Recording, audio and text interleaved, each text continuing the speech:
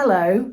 So today I'm going to continue with my artist mindset series, and in this video I'm going to be talking about self-doubt and imposter syndrome, what they are, how they manifest themselves, and importantly some ways of managing and overcoming them.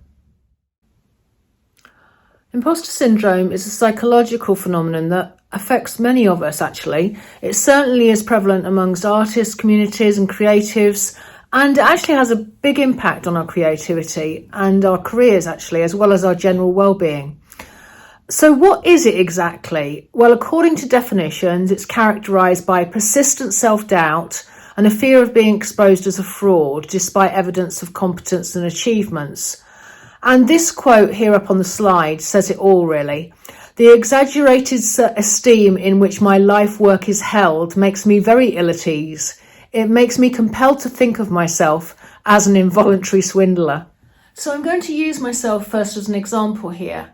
So this year, I think imposter syndrome has been particularly something that I've been sort of wrestling with. And it's not necessarily associated with not being accepted for things, but things actually starting to happen and being accepted. So what I mean by that is that towards the beginning of the year, I was accepted into the Manchester Academy of Fine Arts. And no sooner had that happened than I started doubting it, questioning why I'd been accepted, I wasn't good enough and so on. And, you know, these aren't necessarily rational thoughts. And then subsequently, very recently, if you follow me on social media, you realise that I was accepted, or shortlisted, I should say, for a bursary, a drawing bursary. And again, the same thing happening, self-doubt, feeling less assured and so on. And so I thought today would be a good time to share some tips on how we can deal with these things. Not only for me, but hopefully they will, it's something that is so common. Hopefully this will help a number of you as well. But what I wanted to say is that firstly, I think imposter syndrome is something that we do need to deal with and try and not only recognise, but then address. Because it has so many impacts. It affects our self-confidence, it affects our belief, it affects the sorts of opportunities we go for, because if we feel that we're not good enough, we hold ourselves back.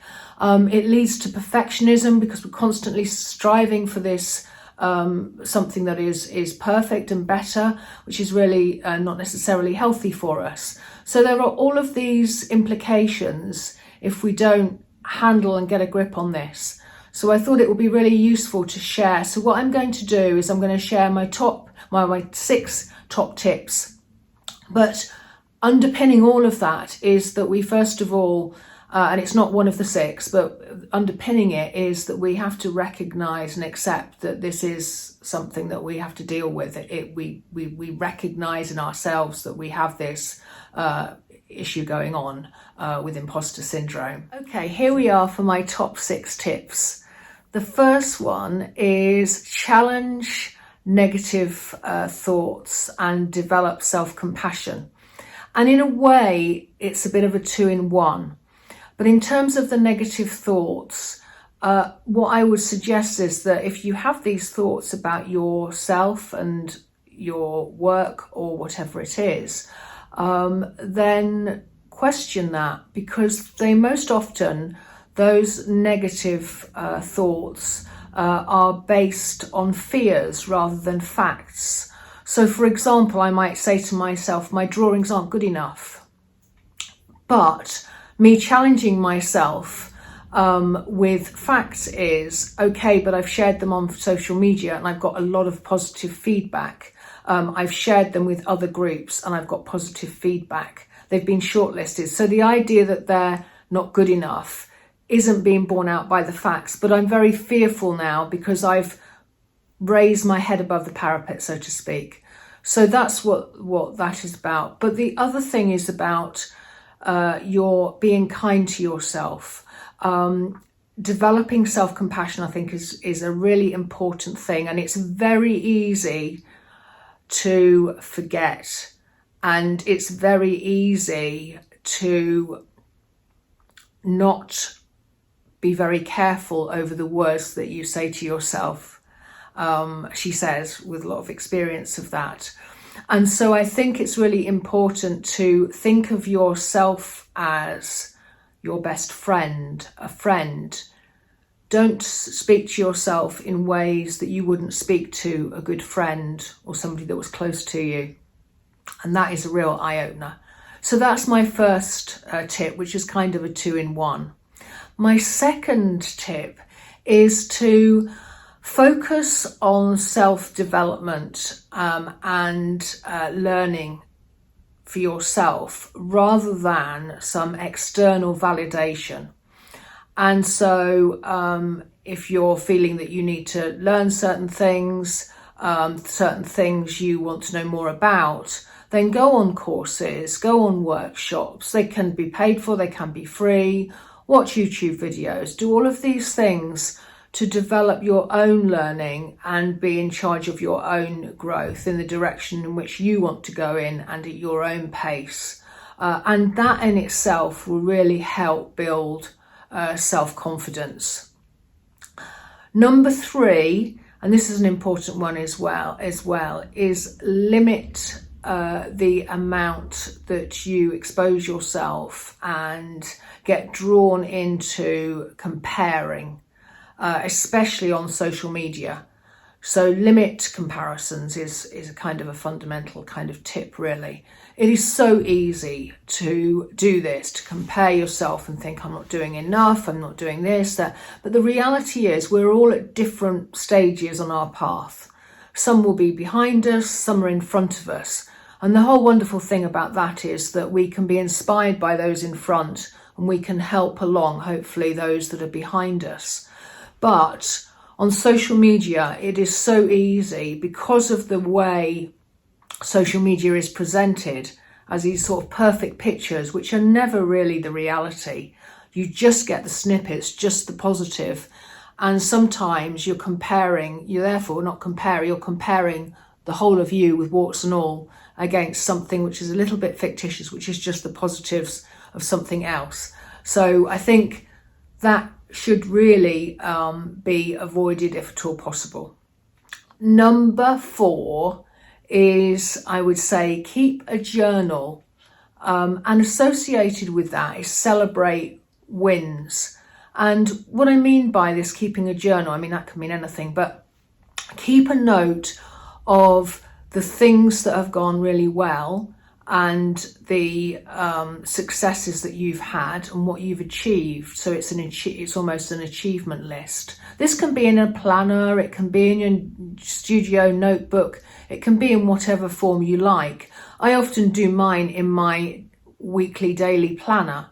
And so at the end of the month, I'm reviewing these. And so if you keep a note of these successes and positive feedback, you really do get a sense of your development, which again is a confidence builder. But in addition to that, celebrate those wins, be at the end of the month or be it whenever, celebrate in whatever way that is, works for you, going for a walk, having a day out, whatever it is, because in itself that as well builds the positive as opposed to the more negative beliefs. Number 5, am I on number 5? Yes, number 5, set realistic goals rather than eating the elephant, trying to go headlong to the end point. And actually, whilst I'm on end point, I'll probably lose my track now, but one thing I didn't mention when I was talking about our development and focusing on learning and development, one of the key things about that is it's important to enjoy the process, focus on the process, and that's where a lot of your benefits, your personal benefits, will come from rather than the outcome at the end. So anyway, sorry, I lost my thread there. So number 5, going back to setting realistic goals, because if we're not careful, we become so overly ambitious that we're kind of almost setting ourselves up to fail. It's about setting ourselves these high standards that are impossible to achieve. And hilariously, my sister always used to say to me, whenever there was always this thing that somebody would say jump and I would say how high. I was always, it was always kind of crazy. I was setting myself up to fail. So this idea of breaking something down into small bite-sized pieces, you wouldn't, if you're starting to develop a series of paintings, you need to sort of break that down into the stages. You don't say, right, well, I need to have in my head the end goal. Of course not. Of course, you're even on a daily basis, you're wanting to spend time playing. You're wanting you might have a goal to get a first layer of paint down, whatever that is. But certainly break down an overall bigger goal into bite-sized steps, so that there is a sense of evolution and development and a sense of achievement, regardless that you're not, right at the end point. And that's something that is really important to me, and I guess therefore others have that problem as well.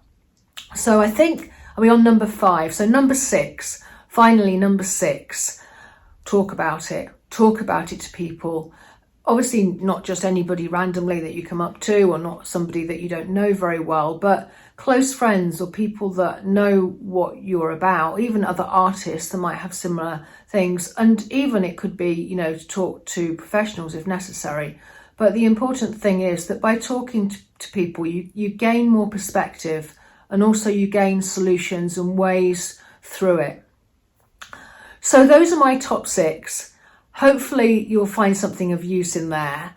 What I will put into the notes, a couple of podcasts that were particularly useful that I've listened to recently.